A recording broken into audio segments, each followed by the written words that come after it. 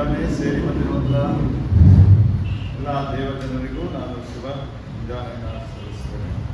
We are dealing with the topic, living a holy life in an unholy world. ನಮ್ಮ ಧ್ಯಾನದ ವಿಷಯ ಏನೆಂಬುದಾಗಿ ನೋಡುವಾಗ ಈ ಒಂದು ಅಪವಿತ್ರವಾದ ಲೋಕದಲ್ಲಿ ಪರಿಶುದ್ಧ ಜೀವಿತವನ್ನು ಜೀವಿಸುವುದು. A great preacher in America once made a statement. ಒಬ್ಬ ದೊಡ್ಡ ಸಂದೇಶಕರು ಅಮೆರಿಕ ದೇಶದಲ್ಲಿ ಒಂದು ಮಾತನ್ನ ಹೀಗೆ ಹೇಳಿದರು. He said, God's greatest problem today is not that sinners are sinning, but God's greatest problem is that saints are sinning. ಅವರೊಂದು ಮಾತನ್ನ ಹೇಳಿದ್ರು ಹೀಗೆ ಏನಂದ್ರೆ, ಒಂದು ವೇಳೆ ದೇವರಿಗೆ ಇರುವಂತಹ ಒಂದು ದೊಡ್ಡ ದುಃಖ ಅಥವಾ ಒಂದು ತೊಂದರೆ ಏನು ಎಂಬುದಾಗಿ ನೋಡುವಾಗ ಅದು ಪಾಪಿಗಳು ಪಾಪ ಮಾಡುವುದು ಆತನಿಗೆ ಪ್ರಶ್ನೆ ಆಗಿಲ್ಲ, ಆದರೆ ದೇವ ಜನರು ಪಾಪ ಮಾಡುವಂಥದ್ದು ಆತನಿಗೆ ತುಂಬಾ ಒಂದು ತೊಡಕಾಗಿದೆ. If thieves are stealing, there's nothing to be surprised about it because they are thieves. ಯಾಕಂದ್ರೆ ಕಳ್ಳರು ಒಂದು ವೇಳೆ ಕಳ್ಳತನ ಮಾಡ್ತಾ ಇದ್ದಾರೆ ಅಂದ್ರೆ ಅದರಲ್ಲಿ ಯಾವ ಆಶ್ಚರ್ಯವಿಲ್ಲ, ಯಾಕಂದ್ರೆ ಅವರು ಕಳ್ಳರೇ ಆಗಿದ್ದಾರೆ. But if policemen are stealing, that's a big problem. ಆದ್ರೆ ಪೊಲೀಸ್ ಅವರು ಕಳ್ಳತನ ಮಾಡಿದ್ರೆ ಅದು ದೊಡ್ಡ ಒಂದು ತೊಂದರೆ. We are like the policemen. ನಾವು ಪೊಲೀಸರ ಹಾಗೆ. Our job is to stop all evil in the world. ನಮ್ಮ ಜವಾಬ್ದಾರಿ ಏನು ಎಂಬುದಾಗಿ ನೋಡುವಾಗ ಈ ಲೋಕದಲ್ಲಿರುವಂತಹ ಎಲ್ಲ ಕೆಡುಕನ್ನ ನಾವು ನಿಲ್ಲಿಸುವಂತರಾಗಿದೆ. Now we cannot stop all the evil in the world, but in our context, in our life situation, we can spread the spirit of holiness. ಎಲ್ಲ ತೊಂದರೆಗಳನ್ನ ಅಥವಾ ಕೆಡುಕನ್ನ ನಾವು ನಿಲ್ಲಿಸಲಿಕ್ಕೆ ಸಾಧ್ಯವಿಲ್ಲ, ಆದ್ರೆ ನಮ್ಮ ವಿಷಯದಲ್ಲಿ, ನಮ್ಮ ಜೀವಿತದಲ್ಲಿ, ನಮ್ಮ ಸುತ್ತಮುತ್ತಲಿರುವಂತಹ ಸಂಗತಿಗಳಲ್ಲಿ ಆ ತರವಾದಂತಹ ಕೆಡುಕುಗಳನ್ನು ನಿಲ್ಲಿಸಲಿಕ್ಕೆ ನಾವು ಪ್ರಯತ್ನ ಮಾಡಬಹುದು. If you're working in a government office, ನೀವು ಒಂದು ವೇಳೆ ಸರ್ಕಾರಿ ಕಚೇರಿಯಲ್ಲಿ ಕೆಲಸ ಮಾಡ್ತಾ ಇದ್ರೆ and all the people around you are taking bribes, ಒಂದು ವೇಳೆ ನಿಮ್ಮ ಸುತ್ತಮುತ್ತಲಿರುವಂತಹ ನಿಮ್ಮ ಸಹೋದ್ಯೋಗಿಗಳು ಲಂಚವನ್ನ ತೆಗೆದುಕೊಳ್ತಾ ಇದ್ರೆ, and you as a believer, you do not take bribe, ಒಂದು ವೇಳೆ ನೀವು ವಿಶ್ವಾಸಿಗಳಾಗಿ ಅವರ ಮಧ್ಯದಲ್ಲಿರುವಾಗ ನೀವು ಲಂಚವನ್ನ ಸ್ವೀಕರಿಸದೆ ಹೋದರೆ that will bring fear in the hearts of those around you. ಆವಾಗ ನಮ್ಮ ಸುತ್ತಮುತ್ತಲಿರುವಂತವರ ಹೃದಯಗಳಲ್ಲಿ ಒಂದು ಭಯವನ್ನು ಹುಟ್ಟಿಸುತ್ತದೆ. So, in a limited sense, in your limited context, you can spread holiness. ಹಾಗೆ ಆ ರೀತಿಯಾಗಿ ಒಂದು ನಿಯಮಿತ ಸನ್ನಿವೇಶದಲ್ಲಿ ಅಥವಾ ನಿಯಮಿತ ಸಮಯಗಳಲ್ಲಿ ನಾವು ಆ ಒಂದು ಪರಿಶುದ್ಧತೆಯನ್ನು ಅಲ್ಲಿ ಹರಡಲಿಕ್ಕೆ ಸಾಧ್ಯವಾಗುತ್ತದೆ. Yesterday we looked at 2 Corinthians 7:1. ನಾವು ನಿನ್ನೆ ದಿವಸ 2ನೇ ಕೊರಿಂಥದವರಿಗೆ ಬರೆದ ಪತ್ರಿಕೆ 7ನೇ ಅಧ್ಯಾಯ 1ನೇ ವರ್ಷದಿಂದ ಪ್ರಾರಂಭಿಸಿದೆವು. We looked at the 5 promises in chapter 6. ಅಲ್ಲಿ 6ನೇ ಅಧ್ಯಾಯ 16ನೇ ವರ್ಷದಿಂದ ನಾವು ನೋಡ್ತಾ ಬಂದ ಹಾಗೆ 5 ವಾಗ್ದಾನಗಳನ್ನು ಅಥವಾ ದೇವರ ಪ್ರತಿಜ್ಞೆಗಳನ್ನು ನಾವು ನೋಡ್ತಾ ಬಂದು, Because the holy God is living in us and He is walking with us. ಯಾಕಂದ್ರೆ ಪರಿಶುದ್ಧ ದೇವರು ನಮ್ಮಲ್ಲಿ ನೆಲೆಸಿದ್ದಾನೆ ಮತ್ತು ನಮ್ಮ ಜೊತೆಯಲ್ಲಿ ನಡೆದಾಡುವಂತವನಾಗಿದ್ದಾನೆ. We have to live holy lives. ಆದ್ರಿಂದ ನಾವು ಪರಿಶುದ್ಧ ಜೀವಿತವನ್ನು ಜೀವಿಸಬೇಕು. And we have to cleanse ourselves from all filthiness. ಆದ್ದರಿಂದ ನಮ್ಮಲ್ಲಿರುವಂತಹ ಎಲ್ಲಾ ಕಲ್ಮಶವನ್ನ ತೆಗೆದು ಹಾಕುವ ಹಾಗೆ ನಮ್ಮನ್ನು ಶುದ್ಧಪಡಿಸಿಕೊಳ್ಳಬೇಕು. Do not tolerate anything that defiles you. ನಮ್ಮನ್ನ ಅಶುದ್ಧಗೊಳಿಸುವಂತ, ಮೈಲಿಗೆ ಮಾಡುವಂತ ಯಾವುದೇ ಸಂಗತಿಗಳನ್ನ ಸಹಿಸಿಕೊಳ್ಳಬಾರದು. Not only physical sins, ಒಂದು ವೇಳೆ ನಮ್ಮ ಶಾರೀರಿಕ ಪಾಪಗಳು ಮಾತ್ರವಲ್ಲ, but sins in your attitude, in your spirit. ಆದ ಮತ್ತೆ ನಮ್ಮ ಆತ್ಮದಲ್ಲಿಯೂ ಮತ್ತು ನಮ್ಮ ಮನೋಭಾವಗಳಲ್ಲಿ ಇರುವಂತಹ ಪಾಪಗಳು. And we should perfect holiness, progress in practical ಆ holiness. ಪರಿಪೂರ್ಣವಾದ ಪರಿಶುದ್ಧತೆಯಲ್ಲಿ ದಿನದಿಂದ ದಿನ ನಾವು ಬೆಳೆಯುತ್ತಾ ಹೋಗಬೇಕು. That is what we taught last night. ಅದನ್ನೇ ನಾವು ಕಳೆದ ರಾತ್ರಿ ಕಲಿಯುತ್ತಾ ಬಂದದ್ದು. Now we are going ahead to various aspects of the same truth. ನಾವು Aspects of the same truth. ಅದೇ ಸತ್ಯತೆಯ ಅನೇಕ ವಿಷಯಗಳನ್ನ ಇವತ್ತಿನ ದಿವಸ ನಾವು ನೋಡುತ್ತಾ ಹೋಗೋಣ. We will now look at a believer and sin. What should be a believer's attitude to sin? ನಾವು ಇವತ್ತಿನ ದಿವಸ ಈಗ ಒಬ್ಬ ವಿಶ್ವಾಸಿ ಮತ್ತು ಪಾಪ ಮತ್ತು ಒಬ್ಬ ವಿಶ್ವಾಸಿಯ ಪಾಪದ ಕಡೆಗಿರುವಂತ ಮನೋಭಾವ ಏನು ಎಂಬುದಾಗಿ ನೋಡ್ತಾ ಹೋಗೋಣ. 6 truths the Bible teaches about a believer and sin. 6 ಸತ್ಯತೆಗಳನ್ನ ಒಬ್ಬ ವಿಶ್ವಾಸಿ ಮತ್ತು ಪಾಪದ ಕುರಿತು ಸತ್ಯವೇದ ನಮಗೆ ಕಲಿಸಿಕೊಡುತ್ತದೆ. Number 1, ಮೊದಲನೇದು, a believer is one who has turned away or repented of his sins. ಒಬ್ಬ ವಿಶ್ವಾಸಿ ಯಾರು ಎಂಬುದಾಗಿ ನೋಡುವಾಗ ಆತನು ಪಾಪವನ್ನು ಬಿಟ್ಟು ತಿರುಗಿದ್ದಾನೆ ಅಥವಾ ತನ್ನ ಪಾಪಕ್ಕಾಗಿ ಆತನು ಪಶ್ಚಾತ್ತಾಪ ಮಾನಸಾಂತರವನ್ನು ಹೊಂದಿದ್ದಾನೆ. If you say you are a believer, ಒಂದು ವೇಳೆ ನೀವು ವಿಶ್ವಾಸಿ ಅಂತ ಹೇಳಿಕೊಳ್ಳುವುದಾದರೆ it is understood that you have turned away from sin. ಅದು ನಾವು ಪಾಪವನ್ನು ಬಿಟ್ಟು ಅದರ ವಿರುದ್ಧವಾಗಿ ತಿರುಗಿಕೊಂಡಿದ್ದೇವೆ ಅನ್ನುವುದನ್ನ ಅರ್ಥ ಮಾಡಿಕೊಡುತ್ತದೆ. You have left the ways of sin. ನಾವು ಆ ಒಂದು ಪಾಪವನ್ನೆಲ್ಲ ಬಿಟ್ಟು ಬಿಟ್ಟಿದ್ದೇವೆ. See what the scripture says. ದೇವರ ವಾಕ್ಯ ಏನ್ ಹೇಳ್ತದೆ ನೋಡ್ರಿ. Isaiah chapter 55 ಆ ಯೆಶಾಯನ ಗ್ರಂಥ 55ನೇ ಅಧ್ಯಾಯ and verse 7. 7ನೇ ವಚನ ಹೀಗೆ ನೋಡ್ತೇವೆ. Isaiah 55 and verse 7. ಯೆಶಾಯ 55 7ನೇ ವಚನ. Let the wicked forsake his way, and the unrighteous man his thoughts. Let him return to the Lord, and he will have mercy on him and your God, for he will abundantly pardon. ದುಷ್ಟನು ತನ್ನ ದುರ್ಮಾರ್ಗವನ್ನು ಬಿಡಲಿ, ಕೆಡುಕನು ತನ್ನ ದುರಾಲೋಚನೆಗಳನ್ನು ತ್ಯಜಿಸಲಿ, ಯೆಹೋವನ ಕಡೆಗೆ ತಿರುಗಿಕೊಂಡು ಬರಲಿ, ಆತನು ಅವನನ್ನು ಕರುಣಿಸುವನು, ನಮ್ಮ ದೇವರನ್ನ ಆಶ್ರಯಿಸಲಿ, ಆತನು ಮಹಾಕೃಪೆಯಿಂದ ಕ್ಷಮಿಸುವನು. Wicked forsake his way, ಆ ದುಷ್ಟನು ತನ್ನ ದುರ್ಮಾರ್ಗವನ್ನು ಬಿಟ್ಟು ಬಿಡಬೇಕು. and unrighteous man forsake his thoughts, ಕೆಡುಕನು ತನ್ನ ದುರಾಲೋಚನೆಗಳನ್ನು ಬಿಡಬೇಕು. and he returns to the Lord. ಅವನು ಯೆಹೋವನ ಕಡೆಗೆ ಅಥವಾ ಕರ್ತನ ಕಡೆಗೆ ತಿರುಗಿಕೊಳ್ಳಬೇಕು. That is called repentance. ಅದನ್ನೇ ಮಾನಸಾಂತರ ಅನ್ನುವಂಥದ್ದು. Repentance is turning away from sin to God. ಪಶ್ಚಾತ್ತಾಪ ಅಥವಾ ಮಾನಸಾಂತರ ಅನ್ನುವಂಥದ್ದು ಪಾಪವನ್ನು ಬಿಟ್ಟು ಪಾಪದಿಂದ ದೇವರ ಕಡೆಗೆ ತಿರುಗಿಕೊಳ್ಳುವಂಥದ್ದು. Repentance is a change of direction. ಮಾನಸಾಂತರ ಅನ್ನುವಂಥದ್ದು ನಮ್ಮ ಮಾರ್ಗದ ದಿಕ್ಕನ್ನ ಬದಲಿಸುವಂಥದ್ದು. The prodigal son was going away from his father. ಆ ತಪ್ಪಿ ಹೋದಂತ ಮಗನು ತಂದೆಯನ್ನ ಬಿಟ್ಟು ದೂರಕ್ಕೆ ಹೋಗ್ತಾ ಇದ್ದ. One day when he realized his condition, ಒಂದು ದಿವಸ ಅವನ ಪರಿಸ್ಥಿತಿಯನ್ನು ಅವನು ಅರ್ಥ ಮಾಡಿಕೊಳ್ಳುವಾಗ he turned around. ಆತನು ತನ್ನನ್ನ ತಿರುಗಿಕೊಂಡ ಈ ಕಡೆಗೆ. He started walking in the opposite direction. ಅವನು ಆ ವಿರುದ್ಧವಾದಂತ ಹೋದಂತ ದಿಕ್ಕಿನಿಂದ ವಿರುದ್ಧ ದಿಕ್ಕಿಗೆ ತನ್ನ ತಂದೆಯ ಮನೆ ಕಡೆಗೆ ನಡೆಯಲಿಕ್ಕೆ ಶುರು ಮಾಡಿದ. Earlier he was going away from the father. Now he is coming back to the father. ಮೊದಲು ಅವನು ತಂದೆಯನ್ನ ಬಿಟ್ಟು ದೂರ ಹೋಗ್ತಾ ಇದ್ದ, ಈಗ ತಂದೆಯ ಬಳಿಗೆ ವಾಪಸ್ ಬರ್ತಾ ಇದ್ದಾನೆ. If you say you are a believer, ಒಂದು ವೇಳೆ ನೀವು ಅಥವಾ ನಾವು ನಮ್ಮನ್ನ ವಿಶ್ವಾಸಿಗಳನ್ನಾಗಿ ಕರೆಸಿಕೊಳ್ಳುವುದಾದ್ರೆ that turning should have taken place in your life. ನನ್ನ ನಿನ್ನ ಜೀವಿತದಲ್ಲಿ ಆ ತರವಾದಂತ ಒಂದು ತಿರುಗುವಿಕೆ ಆಗಬೇಕಾಗಿತ್ತು. It is not that they will never sin again. That's not the meaning. ಅಂದ್ರೆ ಅದರ ಅರ್ಥ ನಾವು ವಿಶ್ವಾಸಿಗಳಾದ ಮೇಲೆ ಪಾಪ ಮಾಡುವುದೇ ಇಲ್ಲ ಎಂಬುದಾಗಲ್ಲ. But their attitude to sin has changed. ಆದ್ರೆ ನಾವು ಪಾಪದ ಕಡೆಗಿರುವಂತ ನಮ್ಮ ಮನೋಭಾವಗಳು ಬದಲಾವಣೆ ಆಗಿದೆ. As we live in this world, ನಾವು ಈ ಲೋಕದಲ್ಲಿ ಜೀವಿಸ್ತಾ ಹೋಗುವಾಗ as human beings, sometimes we may fall into sin. ಮನುಷ್ಯರಾಗಿ ನಾವು ಕೆಲವು ಸಲ ಪಾಪದಲ್ಲಿ ಬಿದ್ದು ಹೋಗ್ತೇವೆ. But we have turned away from sin to God. ಆದ್ರೆ ನಾವು ಆ ಪಾಪವನ್ನ ಬಿಟ್ಟು ದೇವರ ಕಡೆಗೆ ತಿರುಗಿಕೊಂಡಿದ್ದೇವೆ. Our attitude to sin has changed. ನಮ್ಮ ಪಾಪದ ಕಡೆಗಿರುವಂತಹ ಮನಸ್ಸುಗಳು ಅಥವಾ ಮನೋಭಾವಗಳು ಬದಲಾಗಿವೆ. We no more want to sin. ನಾವು ಎಂದಿಗೂ ಪಾಪ ಮಾಡಲಿಕ್ಕೆ ಇಷ್ಟಪಡುವುದಿಲ್ಲ. We hate sin. ನಾವು ಪಾಪವನ್ನ ಹಗೆ ಮಾಡುತ್ತೇವೆ. Though we may be falling into sin once in a while, we don't appreciate that. ನಾವು ಒಂದು ವೇಳೆ ಅಪ್ಪಿತಪ್ಪಿ ಪಾಪದಲ್ಲಿ ಬಿದ್ದರೂ ಕೂಡ ನಾವು ಅದನ್ನ ಪ್ರಶಂಸಿಸುವಂತವರಾಗಿರುವುದಿಲ್ಲ. The focus of my life is God and holiness, not sin. ನನ್ನ ದುರ್ಗ ಮತ್ತು ಕೋಟೆ, ನನ್ನ ಜೀವಿತದ ದುರ್ಗ ಕೋಟೆ ಆಗಿರುವಂತದ್ದು ದೇವರಾಗಿದ್ದಾನೆ, ಆದರೆ ಅದು ಪಾಪವಲ್ಲ. So a believer is one who has turned away, repented of his sins. ಆದ್ದರಿಂದ ಒಬ್ಬ ವಿಶ್ವಾಸಿ ಯಾರು ಅಂದ್ರೆ ಅವನು ತಿರುಗಿಕೊಂಡಿದ್ದಾನೆ, ಅಂದ್ರೆ ಪಾಪವನ್ನ ಬಿಟ್ಟು ಮಾನಸಾಂತರ ಹೊಂದಿದ್ದಾನೆ. Can you see this change in your life? ನನ್ನ ನಿನ್ನ ಜೀವಿತದಲ್ಲಿ ಈ ಒಂದು ಬದಲಾವಣೆಯನ್ನು ನಾವು ಕಾಣುತ್ತಾ ಇದ್ದೇವೆ. Have you turned away from all sin that you know to be sin? ನಾನು ಪಾಪವನ್ನ ಮಾಡಿದ್ದೇನೆ ಅನ್ನುವಂತ ಗೊತ್ತಿರುವಂತ ಎಲ್ಲಾ ಪಾಪಗಳನ್ನ ಬಿಟ್ಟು ತಿರುಗಿಕೊಂಡಿದ್ದೇನಾ? Can you say, I have turned away, I have repented of my sin? ನಾವು ಹೇಳಬಹುದ ಧೈರ್ಯವಾಗಿ ನಾನು ತಿರುಗಿಕೊಂಡಿದ್ದೇನೆ, ನನ್ನ ಪಾಪಕ್ಕಾಗಿ ಮಾನಸಾಂತರ ಹೊಂದಿದ್ದೇನೆ ಎಂಬುದಾಗಿ. Let me give you an example.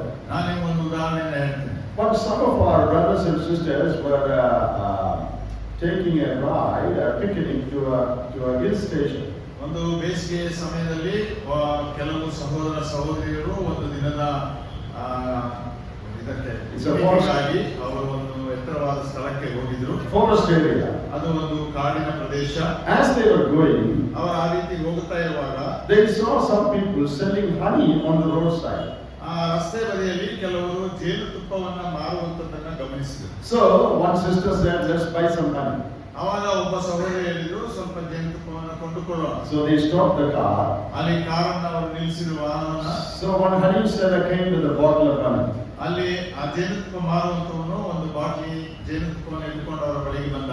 So the sister asked him, ಆ ಸಹೋದರಿ ಆತನನ್ನ ಕೇಳಿದರು, "Is this honey pure?" ಈ ಜೇನುತುಪ್ಪ ಬಹಳ ಪರಿಶುದ್ಧವಾಗಿದೆ. You know, because sometimes they add jaggery and other things to honey and adulterate it. That is why the sister asked that question. ಆದರೆ ಯಾಕಂದ್ರೆ ಸಾಮಾನ್ಯವಾಗಿ ಅನೇಕರು ಆ ಜೇನುತುಪ್ಪಕ್ಕೆ ಬೆಲ್ಲದ ಜೋಲಿಯನ್ನೆಲ್ಲ ಸೇರಿಸಿ ಅದನ್ನ ಬೇರೆ ಬೇರೆ ರೀತಿಯಲ್ಲಿ ಕಲ್ಮಶಗೊಳಿಸ್ತಾರೆ. ಅವರು ಕೇಳಿದ್ರು. And they cheat the people.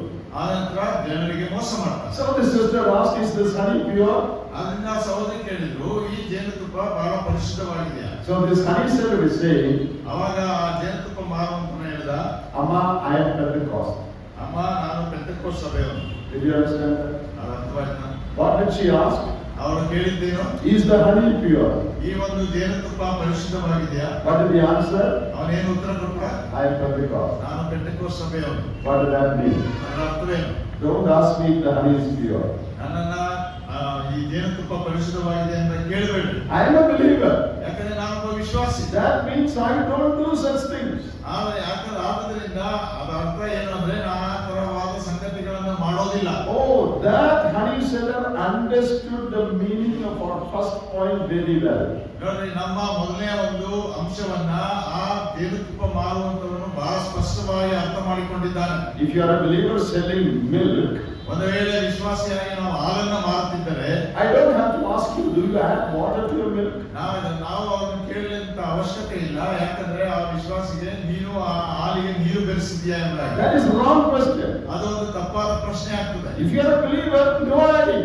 ಯಾಕಂದ್ರೆ ವಿಶ್ವಾಸಿಯಾಗಿರುವಾಗ ನೀರನ್ನ ಹಾಕುವಂತ ಬೆರೆಸುವಂತ ಸಮಯವೇ ಇಲ್ಲ. If you are a believer, ನೀವೊಂದು ವಿಶ್ವಾಸಿಯಾಗಿದ್ರೆ, I don't have to ask you, do you tell lies and cheat people? ನಾನು ನಿಮಗೆ ಕೇಳುವಂತ ಅವಶ್ಯಕತೆ ಇಲ್ಲ. ನೀನು ಸುಳ್ಳು ಹೇಳುತ್ತೀಯಾ, ಜನರಿಗೆ ಮೋಸ ಮಾಡುತ್ತೀಯಾ ಎಂಬುದಾಗಿ. A believer is one who has turned away from all lying and all cheating. ಯಾಕಂದ್ರೆ ಒಬ್ಬ ವಿಶ್ವಾಸಿ ಅನ್ನುವಂಥವನು ಆ ಎಲ್ಲಾ ವಿಷಯಗಳಿಂದ, ಮೋಸ ಮಾಡುವುದರಿಂದ, ಸುಳ್ಳು ಹೇಳುವುದರಿಂದ ಅದನ್ನು ತಿರುಗಿಕೊಂಡಿದ್ದಾನೆ. So that is our first point. ಅದು ನಮ್ಮ ಒಳ್ಳೆಯ ಒಂದು ಅಂಶವಾಗಿದೆ. The scripture teaches that a believer is one who has turned away from sin to God. ಆದ್ದರಿಂದ ದೇವರ ವಾಕ್ಯ ನಮಗೆ ಬೋಧಿಸುತ್ತದೆ, ಕಲಿಸಿಕೊಡುತ್ತದೆ ಏನಂದ್ರೆ, ಒಬ್ಬ ವಿಶ್ವಾಸಿ ಯಾರು ಎಂಬುದಾಗಿ ನೋಡುವಾಗ ಅವನು ಪಾಪದಿಂದ ದೇವರ ಕಡೆಗೆ ತಿರುಗಿಕೊಂಡಿದ್ದಾನೆ, ಪಾಪವನ್ನು ಬಿಟ್ಟು. In the Bible, the word repentance is used for that. ಆ ದೇವರ ವಾಕ್ಯದಲ್ಲಿ ಆ ಮಾನಸಾಂತರ ಅಥವಾ ಪಶ್ಚಾತ್ತಾಪ ಅನ್ನುವಂಥದ್ದು ಆ ವಿಷಯಕ್ಕಾಗಿ ಸತ್ಯವೇದದಲ್ಲಿ ಉಪಯೋಗಿಸಲ್ಪಟ್ಟಿದೆ. That is there throughout the New Testament. ಆ ಹೊಸ ಒಡಂಬಡಿಕೆಯ ಉದ್ದಕ್ಕೂ ನಾವು ಅದನ್ನ ನೋಡುತ್ತಾ ಬರ್ತೇವೆ. Let me show that to you. ನಾನು ನಿಮಗೆ ಅದನ್ನ ತೋರಿಸ್ಕೊಡ್ತೇನೆ. Matthew chapter 3. ಮತ್ತಾಯನ ಸುವಾರ್ತೆ 3ನೇ ಅಧ್ಯಾಯ. In the first 3 verses, ಮೊದಲನೇ 3 ವಚನಗಳಲ್ಲಿ you see the first preacher in the New Testament. ನಾವು ಸತ್ಯವೇದದಲ್ಲಿ ಅಥವಾ ಹೊಸ ಒಡಂಬಡಿಕೆಯಲ್ಲಿರುವಂತಹ ಮೊದಲ ಸಂದೇಶಕನನ್ನ ನೋಡ್ತೇವೆ. That is John the Baptist. ಅದು ಸ್ನಾನಿಕನಾದ ಯೋಹಾನನು. What was he preaching? ಆತನು ಏನು ಬೋಧನೆ ಮಾಡ್ತಾ ಇದ್ದ? Repent, for the kingdom of God is at hand. ಯಾಕಂದ್ರೆ ನೀವು ದೇವರ ರಾಜ್ಯ ಹತ್ತಿರವಾಗಿದೆ, ಅದಕ್ಕಾಗಿ ನೀವು ಪಶ್ಚಾತ್ತಾಪ ಪಡ್ರಿ. Kingdom of heaven is at hand, therefore turn away from your sin. ದೇವರ ರಾಜ್ಯ ಹತ್ತಿರವಾಗಿರುವುದರಿಂದ ನಿಮ್ಮ ಪಾಪಗಳನ್ನು ಬಿಟ್ಟು ಬೇರೆ ಕಡೆಗೆ ತಿರುಗಿರಿ. In Matthew chapter 4, 4ನೇ ಅಧ್ಯಾಯ ಮತ್ತಾಯನ ಸುವಾರ್ತೆ and verse 17, 17ನೇ ವಚನ ಹೀಗೆ ಇರ್ತದೆ. then came Jesus preaching. ಅಲ್ಲಿ ಯೇಸು ಕ್ರಿಸ್ತನು ಸುವಾರ್ತೆ ಸಾರುವುದನ್ನು ನೋಡ್ತೇವೆ. What did he preach? ಆತನು ಏನು ಸುವಾರ್ತೆ ಸಾರಿದ? Repent, for the kingdom of heaven is at hand. ಪರಲೋಕ ರಾಜ್ಯವು ಸಮೀಪಿಸಿತು, ದೇವರ ಕಡೆಗೆ ತಿರುಗಿಕೊಳ್ಳಿರಿ. So John the Baptist preached it, Jesus preached it. ಸ್ನಾನಿಕನಾದ ಯೋಹಾನನು ಅದನ್ನೇ ಸಂದೇಶ ಸಾರಿದ, ಹಾಗೂ ಯೇಸು ಕ್ರಿಸ್ತನು ಕೂಡ ಅದೇ ಸುವಾರ್ತೆಯನ್ನು ಸಾರಿದ. In Luke chapter 24, ಲೂಕನ ಸುವಾರ್ತೆ 24ನೇ ಅಧ್ಯಾಯ, before Jesus ascended into heaven, ಕರ್ತನಾದ ಯೇಸು ಕ್ರಿಸ್ತನು ಪರಲೋಕಕ್ಕೆ ಏರಿ ಹೋಗುವಂತ ಮೊದಲು he commissioned his disciples to go into all the world and preach. ಆತನು ಶಿಷ್ಯರಿಗೆ ಒಂದು ನಿಯೋಗವನ್ನ ನೇಮಿಸಿಕೊಡ್ತಾನೆ. ಏನಂದ್ರೆ, ಲೋಕದ ಕಟ್ಟಕಡೆಗೆ ಹೋಗಿ ಸುವಾರ್ತೆಯನ್ನ ಸಾರಿರಿ. Verses 46 and 47 of Luke 24. ಲೂಕ 24, 46ನೇ ಅಧ್ಯಾಯ ವಚನ ಮತ್ತು 47ನೇ ವಚನ. So what should they preach? ಅವರು ಏನು ಸುವಾರ್ತೆಯನ್ನು ಸಾರಬೇಕು? They should preach the suffering of Christ ಅದು ಕರ್ತನಾದ ಯೇಸು ಕ್ರಿಸ್ತನು ಪಟ್ಟಂತ ಶ್ರಮೆಯ ಕುರಿತು ಸುವಾರ್ತೆ and ಸಾರಬೇಕು, resurrection of Christ ಅವನ ಪುನರುತ್ಥಾನದ ಕುರಿತು ಸುವಾರ್ತೆ ಸಾರಬೇಕು, and repentance and remission of sin should be preached in his name. ಅನಂತರ ಪಾಪ ಪರಿಹಾರಕ್ಕೋಸ್ಕರ ದೇವರ ಕಡೆಗೆ ತಿರುಗಿಕೊಳ್ಳಬೇಕು ಎಂಬುದಾಗಿ ಯೇಸು ಕ್ರಿಸ್ತನ ಹೆಸರಿನಲ್ಲಿ ಸುವಾರ್ತೆಯನ್ನು ಸಾರಬೇಕು. Jesus told his disciples to go and preach about his death and resurrection. ಕರ್ತನಾದ ಯೇಸು ಕ್ರಿಸ್ತನು ಶಿಷ್ಯರಿಗೆ ಹೇಳಿದ್ದೇನೆಂದ್ರೆ, ನೀವು ಹೋಗಿ ನನ್ನ ಮರಣ ಮತ್ತು ಪುನರುತ್ಥಾನದ ಕುರಿತು ಸುವಾರ್ತೆಯನ್ನು ಸಾರಿರಿ. That's a very central thing in gospel preaching. ಈ ಸುವಾರ್ತೆ ಸಾರೋಣದಲ್ಲಿ ಇದು ಬಹಳ ಕೇಂದ್ರೀಯವಾದಂತಹ ಒಂದು ವಿಷಯ. There is no gospel without Christ's death and resurrection. ಯಾವ ಸುವಾರ್ತೆಯೂ ಕೂಡ ಕರ್ತನಾದ ಯೇಸು ಕ್ರಿಸ್ತನ ಮರಣ ಮತ್ತು ಪುನರುತ್ಥಾನವನ್ನು ಹೊರತುಪಡಿಸಿ ಇಲ್ಲ. He died for us and then he rose again. ಆತ ನಮ್ಮ ಪಾಪಗಳಿಗಾಗಿ ಸತ್ತನು ಮತ್ತು ಎಬ್ಬಿಸಲ್ಪಟ್ಟನು. And you should preach repentance and remission of sins. ಅಲ್ಲಿ ನಾವು ಪಾಪದ ಪರಿಹಾರಕ್ಕಾಗಿ ಮತ್ತು ವಿಮೋಚನೆಗಾಗಿ ಇರುವಂತಹ ಮಾನಸಾಂತರದ ಕುರಿತು ಸುವಾರ್ತೆಯನ್ನು ಸಾರಬೇಕು. That is what Jesus told his disciples to preach. ಅದನ್ನೇ ಕರ್ತನಾದ ಯೇಸು ಕ್ರಿಸ್ತನು ತನ್ನ ಶಿಷ್ಯರಿಗೆ ಸಾರಲಿಕ್ಕೆ ತಿಳಿಸಿದ್ದು. Now did they preach that? ಅವರು ಅದನ್ನ ಸಾರಿದರು. Did they obey what Jesus said? ಕರ್ತನಾದ ಯೇಸು ಕ್ರಿಸ್ತನು ಹೇಳಿದ್ದನ್ನ ವಿಧೇಯರಾಗಿ ಕೈಕೊಂಡರ. Come to Acts chapter 2.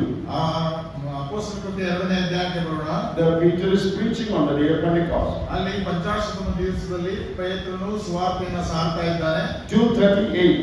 2ನೇ ಅಧ್ಯಾಯ 38ನೇ ವಚನ ಅಪೊಸ್ತಲರ ಕೃತ್ಯ. Then Peter said to them, repent and leave every one of you be baptized in the name of Jesus Christ for the remission of sins. ನಿಮ್ಮ ಪೇತ್ರನವರಿಗೆ ನಿಮ್ಮ ಪಾಪಗಳು ಪರಿಹಾರವಾಗುವುದಕ್ಕಾಗಿ ನಿಮ್ಮಲ್ಲಿ ಪ್ರತಿಯೊಬ್ಬರು ದೇವರ ಕಡೆಗೆ ತಿರುಗಿಕೊಂಡು ಯೇಸು ಕ್ರಿಸ್ತನ ಹೆಸರಿನ ಮೇಲೆ ದೀಕ್ಷಾಸ್ನಾನ ಮಾಡಿಸಿಕೊಳ್ಳಿರಿ.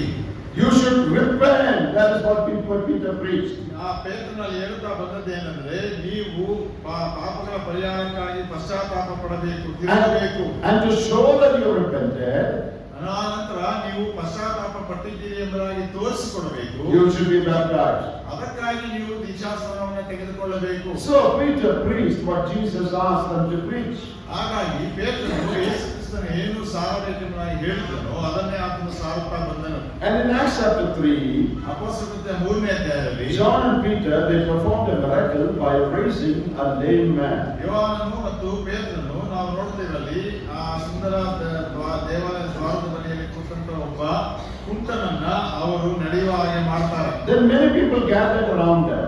ಅವರ ಸುತ್ತಲೂ ಅನೇಕ ಜನರು ಸೇರಿದ್ದರು. Then they preached to them. ಅಲ್ಲಿ ಅವರಿಗೆ ಸುವಾರ್ತೆಯನ್ನು ಇವರಿಬ್ಬರು ಸಾರಿದರು. What did they preach? ಅವರೇನು ಸಾರಿದರು? Acts 3 verse 19. 3ನೇ ಅಧ್ಯಾಯ 19ನೇ ವಚನ ಅಪೊಸ್ತಲರ ಕೃತ್ಯ.